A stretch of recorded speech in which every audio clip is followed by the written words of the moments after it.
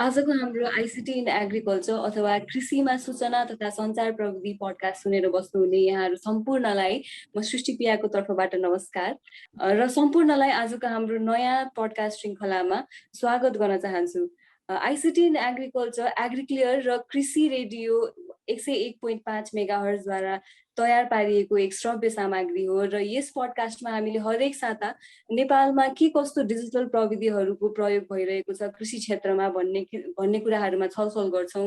हामीले हरेक शनिबार 8 बजे बिहान यस पडकास्ट श्रृङ्खलामा यस क्षेत्रमा कार्यरत रहनुभएका प्रभावशाली व्यक्तित्वहरूलाई निम्त्याएर उहाँहरूसँग कुराकानी गर्छौँ।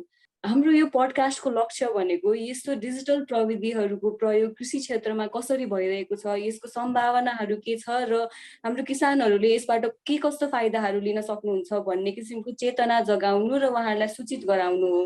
कृषिले प्रत्येक राष्ट्रको अर्थतन्त्रमा महत्त्वपूर्ण भूमिका खेलेको हुन्छ र सबै कृषकहरू आफ्नो थोरै लगानीमा पनि कसरी धेरै उत्पादन गर्ने भन्ने कुरामा चाहिँ उहाँहरूको ध्यान धेरै नै आकर्षण भएको हुन्छ र त्यही लक्ष्यलाई प्राप्त गर्नलाई चाहिँ उहाँले विभिन्न यस्तो प्रविधिहरूको प्रयोग गर्दै आइराख्नु भएको छ र हालै अहिलेको युगमा आइपुग्दाखेरि चाहिँ यस्तो डिजिटल प्रविधिहरूप्रति पनि उहाँहरू चाहिँ अलिकति खुला हुनुभएको हो कि भन्ने हामीले महसुस पनि गरेका छौँ र त्यस्तै लक्ष्यलाई चाहिँ प्राप्त गर्नको लागि विभिन्न सरकारी तथा गैर सरकारी संस्थाहरू पनि यस्तो डिजिटल प्रविधिहरूको लाई लिएर चाहिँ उहाँहरूले विभिन्न यस्तो परियोजनाहरू र विभिन्न यस्तो सेवाहरू पनि मा चाहिँ काम गर्दै आइराख्नु भएको छ।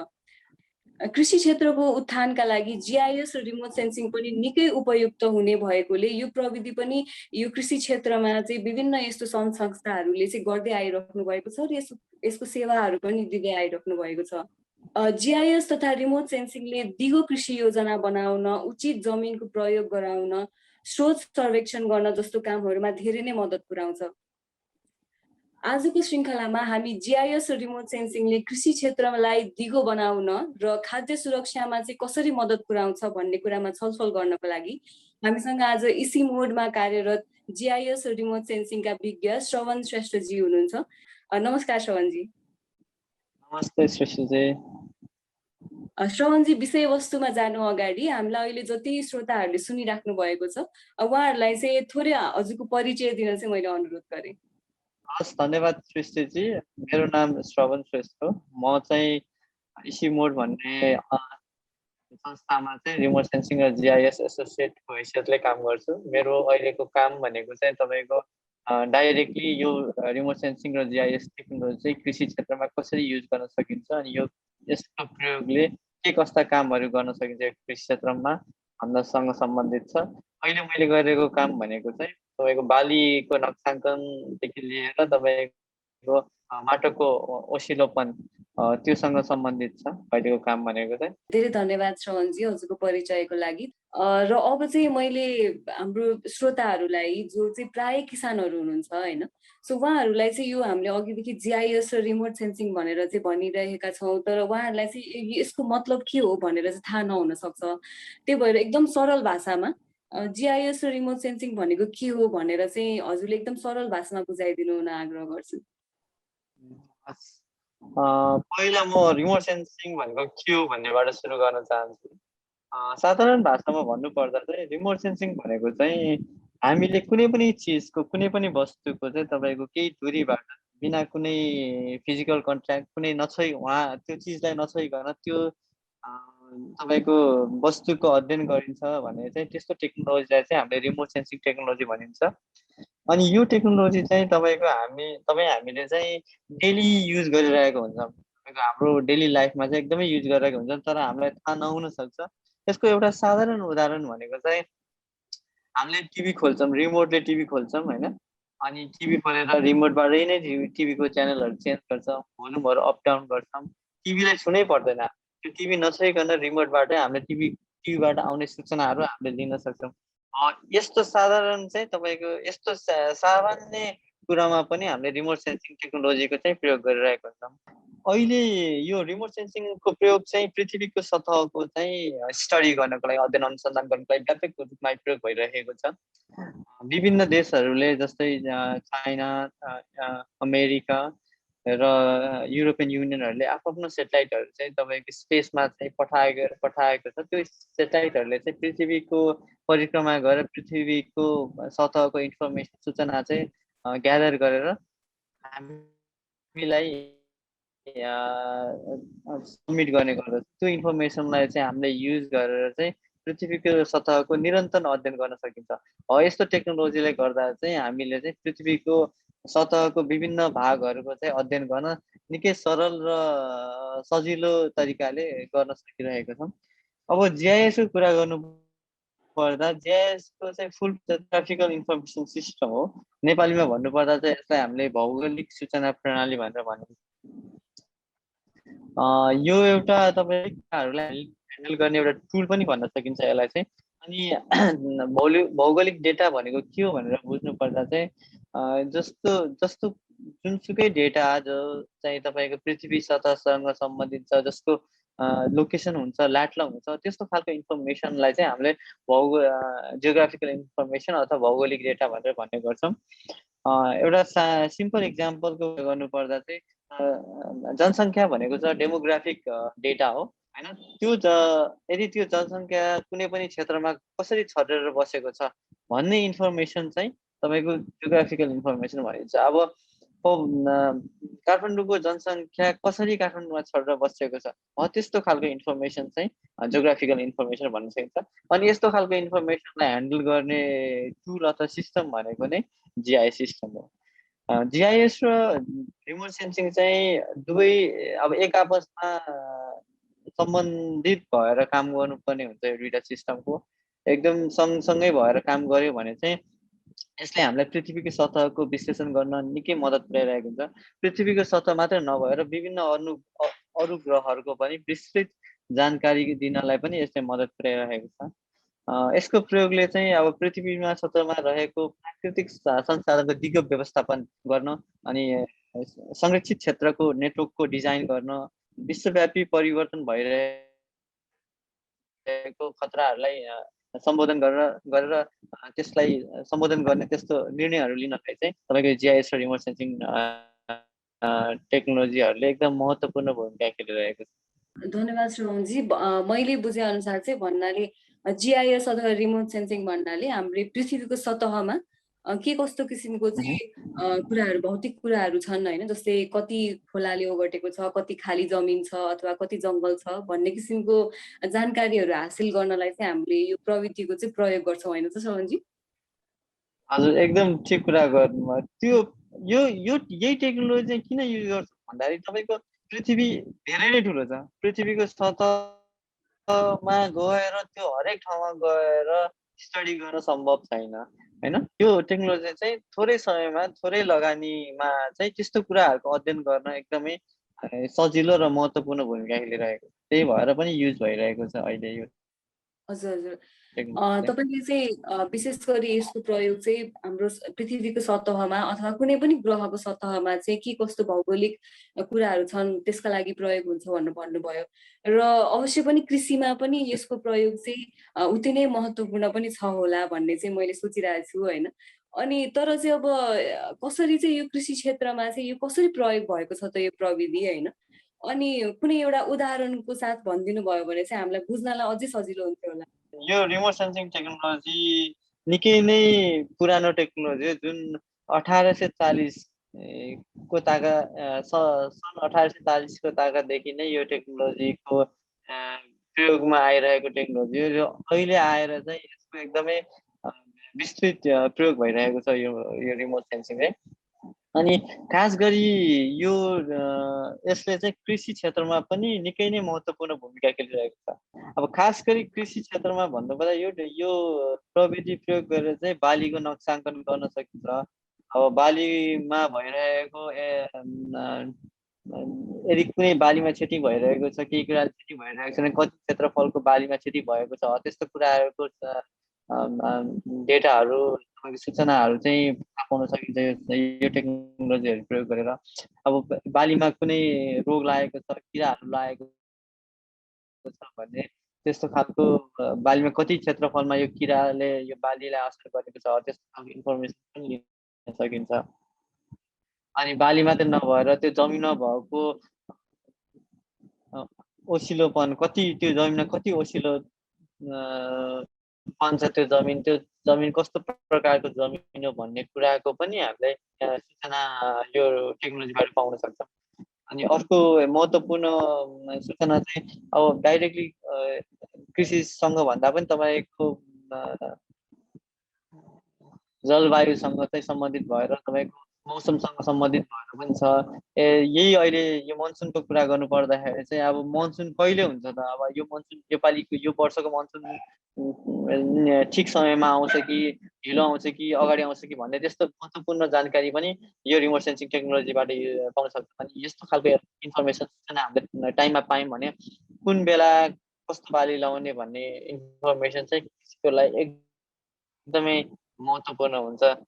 भनेपछि जिआइएस रिमोट सेन्सिङको प्रयोगले चाहिँ कृषि क्षेत्रमा जस्तै अब कुनै पनि किसानको कस्तो खालेको उहाँहरूको किराले कति क्षति गरेको छ भनेर पनि सजिलै थाहा पाउन सकियो र मौसम सम्बन्धी पनि उहाँहरूले चाहिँ अब कुन बेलामा चाहिँ अलिकति हामीले आजकल सुनेर हुन्छौँ यो चाहिँ वर्षा चाहिँ आजकल अलिकति धेरै भएको हो कि होइन, बाढी पहिरो पनि त्यतिकै गइरहेछ, सो त्यस्तो किसिमको जानकारीहरू पनि यसले चाहिँ हामीलाई दिने भयो। हाम्रो कार्यक्रममा चाहिँ अगाडि बढ्नु पूर्व हामीलाई अहिले सुनेर बसिराख्नु भएको सबैजना जो भर्खर नयाँ हामीसँग जोडिनु भएको छ उहाँहरूलाई चाहिँ अहिले तपाईँहरू आइसिटी इन एग्रिकल्चर अथवा कृषिमा सूचना तथा सञ्चार प्रविधि पडकास्ट सुन्दै हुनुहुन्छ भन्ने जानकारी दिन चाहे।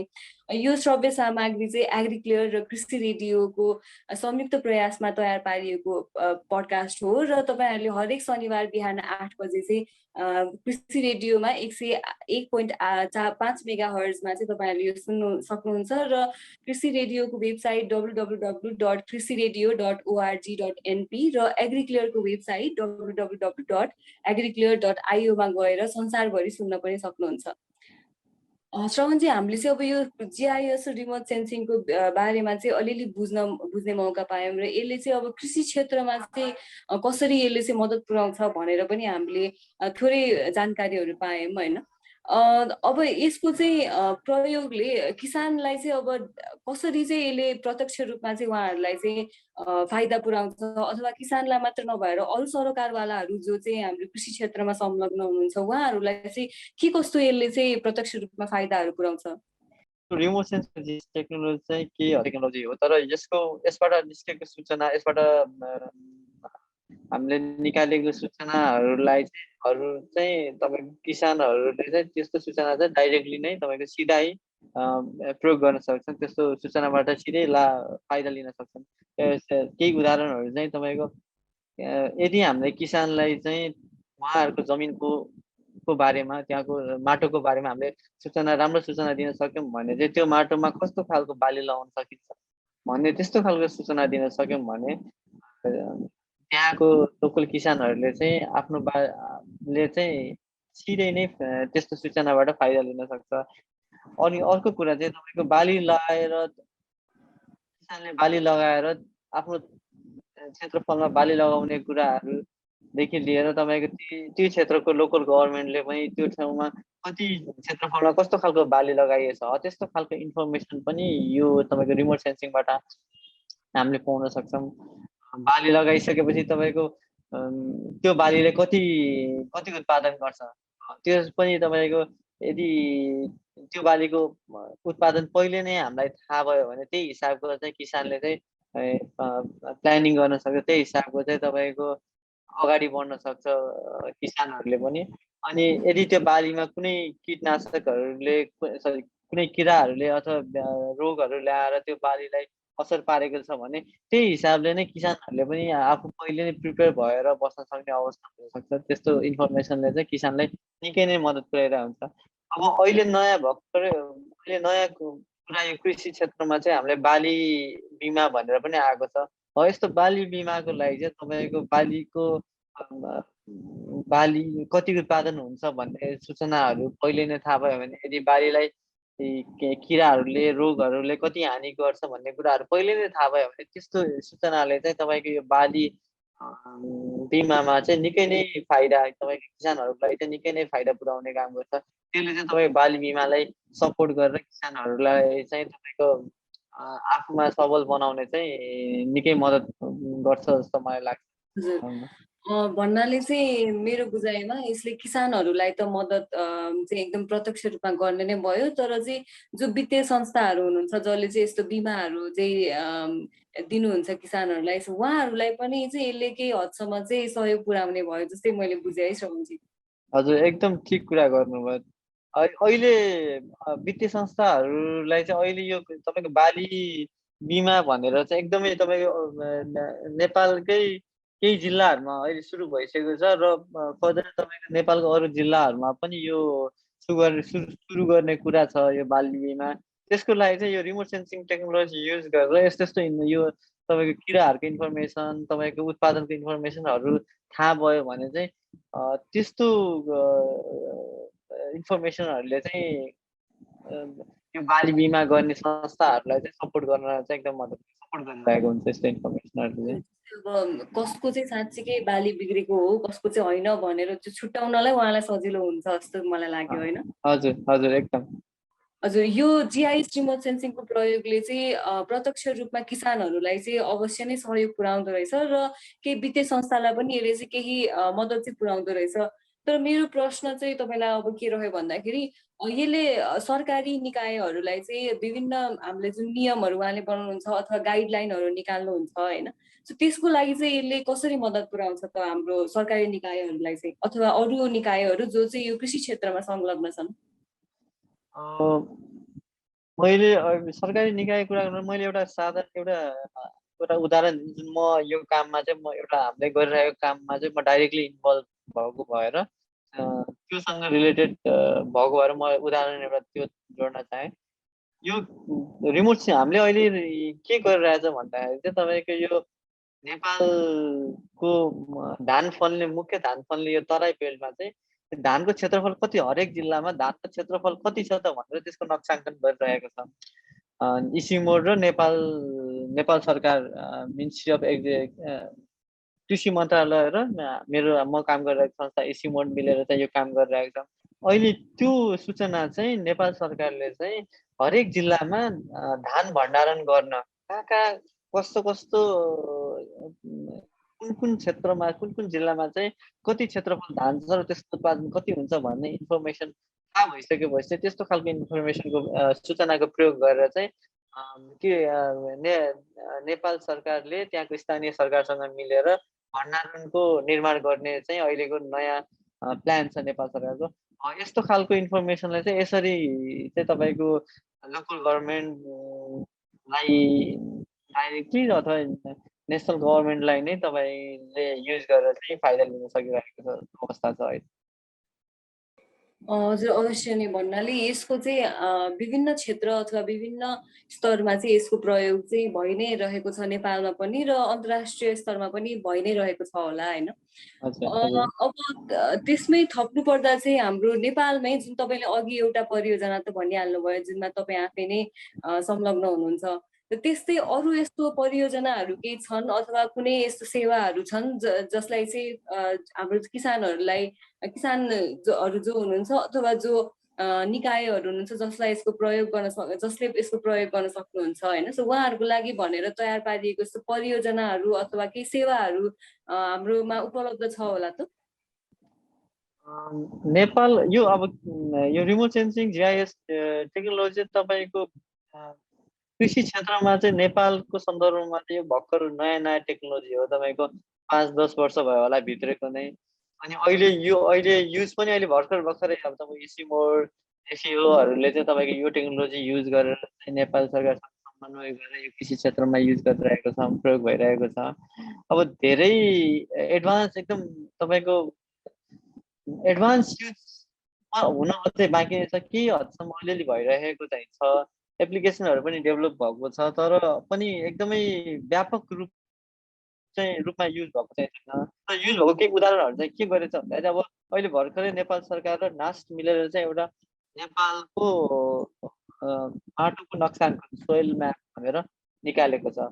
त्यस्तो माटोको नक्साङ्कनको इन्फर्मेसन चाहिँ तपाईँको अहिलेको लोकल गभर्मेन्टले युज गर्ने सक्ने अथवा किसानले नै त्यसको सूचना राम्रोसँग पायो भने किसानले नै त्यस्तो खालको इन्फर्मेसन युज गर्न सक्ने हुनसक्छ होइन। हजुर, भनेपछि विभिन्न क्षेत्रहरूबाट विभिन्न यस्तो जस्तै हजुर के अरे संलग्न हुनुभएकै संस्थाले र चाहिँ नेपाल सरकारले पनि केही हदसम्म चाहिँ GIS रिमोट सेन्सिङको प्रयोग गरेर थुप्रै यस्तो परियोजनाहरू चाहिँ लिएर आइ नै रहेको छ। चाहिँ हामीलाई चाहिँ अझै पनि भविष्यमा चाहिँ नयाँ परियोजनाहरू चाहिँ ल्याउने चाहिँ अनुमान पनि लगाउन चाहिँ सकिन्छ जस्तो मलाई चाहिँ लाग्यो है श्रवणजी। तपाईँले चाहिँ अघि सुरुमा पनि भन्नुभएको थियो यस क्षेत्रमा चाहिँ तपाईँले काम गर्नुभएको चाहिँ धेरै वर्ष भइसकेको छ, लगभग 1 दशकभन्दा बढी होइन। आफ्नो चाहिँ GIS र रिमोट सेन्सिङमा भएको दक्षतालाई चाहिँ तपाईँले प्रयोग गरेर कृषि क्षेत्रमा कसरी विभिन्न किसिमको तपाईँले चाहिँ यसलाई राम्रो बनाउनको लागि चाहिँ कसरी काम गर्न सकिन्छ भनेर तपाईँ लागि पर्नु भएको छ। र कुनै पनि नयाँ काम गर्दाखेरि चाहिँ चुनौतीहरू अवश्य नै आउने गर्छन् होइन। अनि तपाईँको पनि यो यात्रा 10 वर्ष अथवा त्योभन्दा लामो जुन यात्रा छ त्यसमा चाहिँ तपाईँलाई यो जुन टेक्नोलोजी छ त्यसलाई चाहिँ प्रयोग गर्दाखेरि अथवा यसलाई चाहिँ तपाईँले विस्तार गर्दाखेरि के कस्तो किसिमको चाहिँ चुनौतीहरू तपाईँले पाउनु भएको छ यो विशेष गरी चाहिँ नेपालको कृषि क्षेत्रमा चाहिँ? चुनौतीको कुरा गर्नुपर्दा चाहिँ यो टेक्नोलोजी यद्यपि पुरानो भए पनि नेपालमा चाहिँ यो कृषि क्षेत्रमा चाहिँ भर्खरै 5-10 वर्ष अगाडि निस्केको टेक्नोलोजी हो। अनि यो टेक्नोलोजी प्रयोग गर्नको लागि चाहिँ अब पर्याप्त जनशक्ति पर्याप्त स्रोत पनि अब छैन होइन। अनि अर्को चाहिँ तपाईँको यो टेक्नोलोजीबाट उत्पन्न भएको सूचना चाहिँ तपाईँको आम मानिसमा चाहिँ सिधै आम मानिसले चाहिँ प्रयोग गर्ने खालको चाहिँ निस्किएको। त्यसको लागि त्यो भएको भएर एउटा मलाई आफूलाई चाहिँ यो यो यो सूचना कन्भे गर्न सूचना तपाईँको आम मानिसलाई पुर्याउनलाई चाहिँ एउटा ब्रिजको ग्याप भएको हो कि ब्रिजको कमी भएको हो कि जस्तो पनि मलाई लाग्छ। यदि त्यो ब्रिज राम्रो बिल्ड हुने हो त्यो सूचना तपाईँको राम्रोसँग आम मानिसमा प्रदान हुने हो भयो भने चाहिँ तपाईँको आम मानिसहरूले यो टेक्नोलोजी युज गरेर यो टेक्नोलोजीको भरपुर युज गर्न सकिन्छ। अनि अर्को तपाईँको कुरा के छ भन्दाखेरि अब यही टेक्नोलोजीमा अरू देशहरूले अब विकसित देशको कुरा त अब कुरासँग हामी नेपाल कम्पेयर गर्न गाह्रो छ। अब हाम्रो छिमेकी देश तपाईँको भारतले पनि आफ्नो सेटेलाइटहरू लन्च गरेर होइन तपाईँको यो पृथ्वीको सतहको अध्ययन गर्नको लागि तपाईँको सेटेलाइटहरू लन्च गरेर त्यतिसम्म अगाडि बढिसक्यो। अब नेपालले सेटेलाइट लन्च गर्ला भनेर त अब अहिले भन्ने यकिन त छैन, तर एभाइलेबल सेटेलाइटहरू पनि एभाइलेबल भएको सेटेलाइटहरूको इन्फर्मेसन पनि नेपालले युज गर्न नपाउने भएर लिमिटेसन त्यस्तो कुराहरूको लिमिटेसनहरू चाहिँ छ। अब युज गरेर फ्रिली एभाइलेबल सेटेलाइटहरू चाहिँ एभाइलेबल छ त्यो उसको प्रयोग गरेर हामीले इन्फर्मेसनहरू ग्यादर गरेर युज चाहिँ गरिरहेका छौँ।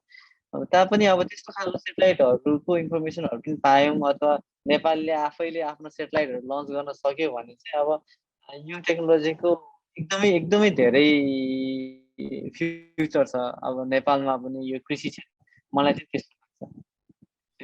हजुर, चुनौती चाहिँ जति धेरै भए पनि तपाईँले चाहिँ यसको जो सम्भावना चाहिँ देख्नुहुन्छ नेपालमा पनि कृषि क्षेत्रलाई चाहिँ यसलाई अझै राम्रो बनाउनको लागि GIS रिमोट सेन्सिङको सम्भावना एकदमै सृजी। अब हामीले सिधै कम्पेयर गरेर हेर्ने त हो तपाईँ यही टेक्नोलोजी युज गरेर अरू विकसित देशहरूले छिमेकी देशहरूले कति अगाडि बढिसक्यो होइन। अब यो टेक्नोलोजी नेपालमा भर्खर भित्रिँदै छ भनेपछि यो टेक्नोलोजीको अपर्च्युनिटी त कति छ नि तपाईँको त्यो भन्न अहिले डिस्क्राइबै गर्न सकिँदैन। अब हामीले युज गरिरहेछौँ होइन। अब हामीले युज गरेको पनि अब भर्खर युज भएको इन्फर्मेसनहरू राम्रो फ्लो भइरहेको छ, इन्फर्मेसनहरू राम्रो ग्यादर भइरहेको, सूचनाहरू राम्रोसँग हामीले निकालिरहेको छौँ होइन। अनि हामीले सूचनाहरू राम्रो वितरण गरिरहेको छ, नेपाल सरकारसँग समन्वय गरेर गरिरहेको छौँ। अब यति हुँदा त हामी यति गरिरहेको छौँ। अब यसको तपाईँको अब अरू देशहरूले जसरी नै हाम्रो देशले पनि गर्न सक्यौँ भने त यसको त तपाईँको अपर्च्युनिटीको त कुरै नगर्नु कति छ क्या।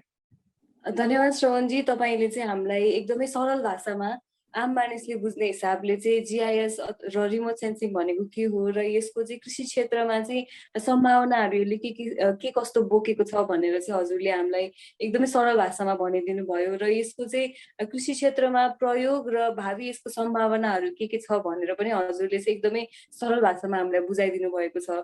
र अहिले चाहिँ अब हामी यो पडकास्टको अन्त्यतिर आइसकेका छौँ र अन्तिममा चाहिँ हाम्रो यो पडकास्ट सिद्ध्याउनु अगाडि तपाईँलाई चाहिँ हाम्रो जो श्रोताहरूले हामीलाई सुनिराख्नु भएको छ उहाँहरूलाई केही तपाईँले भन्न चाहनुहुन्छ शरणजी? श्रोताहरूलाई मैले भन्नुपर्दा चाहिँ अब यो रिमोट सेन्सिङ टेक्नोलोजीको अब हामीले निकालेको सूचनाहरू हामीले सकेसम्म तपाईँको आम मानिससम्म पुर्याउने हाम्रो एकदम कोसिस छ होइन। हामीले नेपाल सरकारसँग र लोकल सरकारसँग पनि मिलेर काम गरिरहेका छौँ। त्यस्तो खालको सूचनाहरू चाहिँ हामीले आम मानिसमा पुर्याउने हाम्रो कोसिस जारी नै छ। तपाईँहरूलाई योसँग रिलेटेड यो रिमोट सेन्सिङ र GISसँग सम्बन्धित अलिक केही इन्फर्मेसन अब अहिले चाहिँ मैले समय पनि छोटो भएको कारणले गर्दाखेरि एकदम विस्तृत रूपमा मात्रै भने त त्यसको इनडेप्थ एकदम भित्री कुराहरू जान्न मन छ भने मलाई सम्पर्क गर्न सक्नुहुन्छ। मेरो संस्थाले तपाईँको कृषि क्षेत्रमा रिमोट सेन्सिङसँग प्रयोग रिमोट सेन्सिङ GIS टेक्नोलोजीहरू यस्तो खालको टेक्नोलोजीहरू प्रयोग गरेर अरू धेरै कामहरू गरिरहेको छ। त्यो बारेमा पनि केही जानकारी तपाईँहरूलाई चाहिरहेको छ। त्यसको अझै धेरै अध्ययनहरू गर्न मन छ अथवा कुनै ट्रेनिङहरू त्यस्तो केही इच्छा छ त्योसँग सम्बन्धित केही सूचना ट्रेनिङहरू तपाईँहरूलाई चाहिएको छ भने चाहिँ मलाई सम्पर्क गर्न सक्नुहुन्छ अथवा मेरो संस्थालाई सम्पर्क गर्नुहुन्छ इसी मोडमा। अब त्यति भन्दै मेरो चाहिँ अब टुङ्ग्याउँछु। धेरै धेरै धन्यवाद श्रवणजी तपाईँलाई फेरि पनि तपाईँले चाहिँ हामीलाई यो GIS र रिमोट सेन्सिङ कृषि क्षेत्रमा कसरी प्रयोग गरिन्छ भन्ने कुरामा प्रकाश पारिदिनु भएकोमा। एग्रिक्लियर र कृषि रेडियोद्वारा तयार पारिएको यो पडकास्टको सिरिजलाई सुनेर बस्नु भएको सबैजना श्रोताहरूलाई चाहिँ म धेरै धेरै धन्यवाद दिन चाहन्छु र यो पडकास्टको तयारी क्रममा चाहिँ हामीलाई साथ दिनुभएको हाम्रो सबै साथीहरूलाई पनि म धेरै धेरै धन्यवाद दिन चाहन्छु। र हामी चाहिँ हरेक शनिबार बिहान 8 बजे आउने गर्छौँ कृषि रेडियो 101.5 मेगाहर्जमा। तपाईँहरूले चाहिँ हाम्रो यस्तै कृषि प्रविधि चाहिँ कृषिमा चाहिँ डिजिटल प्रविधिहरू कसरी प्रयोग भइरहेको छ, नयाँ नयाँ प्रविधिहरू के आएका छन्, हामीले यसको प्रयोग कसरी गर्न सकिन्छ, फाइदा यसबाट के लिन सक्छौँ भन्ने किसिमको चाहिँ जानकारीहरू प्राप्त गर्नको लागि चाहिँ हामीलाई सुन्न सक्नुहुन्छ हरेक शनिबार बिहान 8 बजे। र हामीलाई चाहिँ तपाईँले agriculture.io को वेबसाइटमा गई तपाईँले चाहिँ संसारभरि पनि सुन्न सक्नुहुन्छ। र यति भन्दै तपाईँहरूको दिन शुभ रहोस् र तपाईँहरू चाहिँ सुरक्षित रहनुहोस् भन्दै म पनि बिदा लिन चाहन्छु। नमस्कार।